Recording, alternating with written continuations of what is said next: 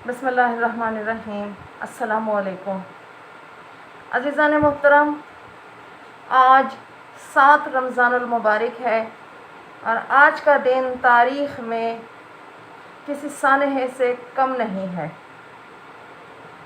آج کے دن کیا ہوا تھا، آئیے تاریخ کے اوراق کو پلٹ کے دیکھتے ہیں۔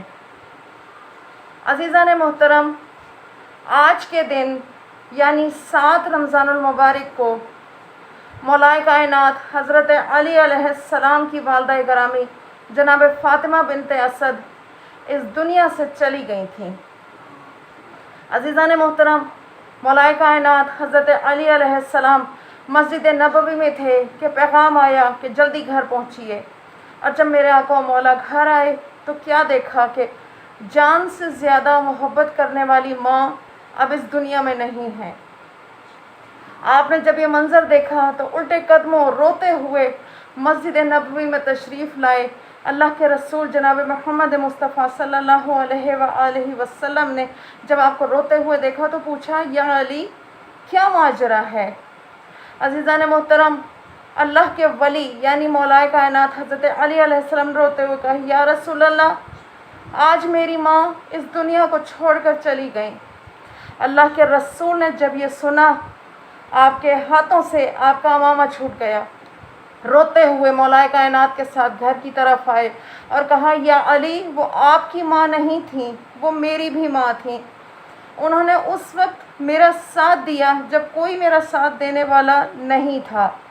عزیزان محترم، اس کے بعد آپ نے زنان قریش کو حکم دیا کہ جناب فاطمہ بنت اسد کا غسل و کفن میں شریک ہوں، اور جس وقت جناب فاطمہ بنت اسد کا کفن بالکل تیار ہو گیا تو کہا جاتا ہے عزیزان محترم کہ اللہ کے رسول جنازے کو لے کر چلے ہیں، اور جب قبرستان میں پہنچے ہیں تو سب سے پہلے آپ نے جو تازہ قبر کھودی ہوئی تھی اس میں پہلے خود جا کر لیٹے، اور اس کے بعد آپ نے اپنی ابا اپنے کندھوں سے اتاری اور اس کو جناب فاطمہ بنت اسد کے اوپر ڈال دیا، اور اس کے بعد جب آپ قبر کے کنارے پر بیٹھے تو 3 دفعہ آپ نے تلقین میں کہا، ابن کا، ابن کا، ابن کا۔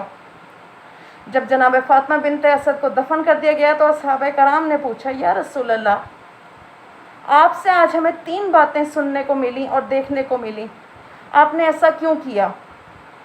عزیزان محترم، اللہ کے رسول نے کہا کہ دیکھو، جو سب سے پہلے میں اپنی چچی جان جناب فاطمہ بنت اسد کی قبر میں جا کر لیٹا، وہ اس لیے تھا کیونکہ جناب فاطمہ بنت اسد کہا کرتی تھیں کہ اے اللہ کے رسول، مجھے پتہ ہے کہ جب ایک انسان دنیا سے جاتا ہے تو قبر اسے فشار دیتی ہے، میں اس لیے ان کی قبر میں لیٹا تاکہ دنیا کو پتہ چل جائے کہ وہ کتنی عظیم اہمیت کی حامل بی بی تھیں۔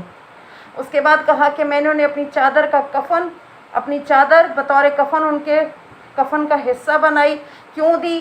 اس لیے کہ ایک مرتبہ میرا خطبہ سنتے ہوئے انہوں نے کہا تھا کہ اے اللہ کے رسول، روز محشر تمام انسان برہنہ اٹھائے جائیں گے، میں نے اس لیے انہیں اپنی چادر کا کفن دیا تاکہ روز محشر جب انہیں اٹھایا جائے تو میری چادر ان کے اوپر سایہ فگن ہو۔ اور پھر کہا کہ آپ نے جو 3 مرتبہ کہا، ابن کا، ابن کا، ابن کا، اس کا کیا مطلب ہے؟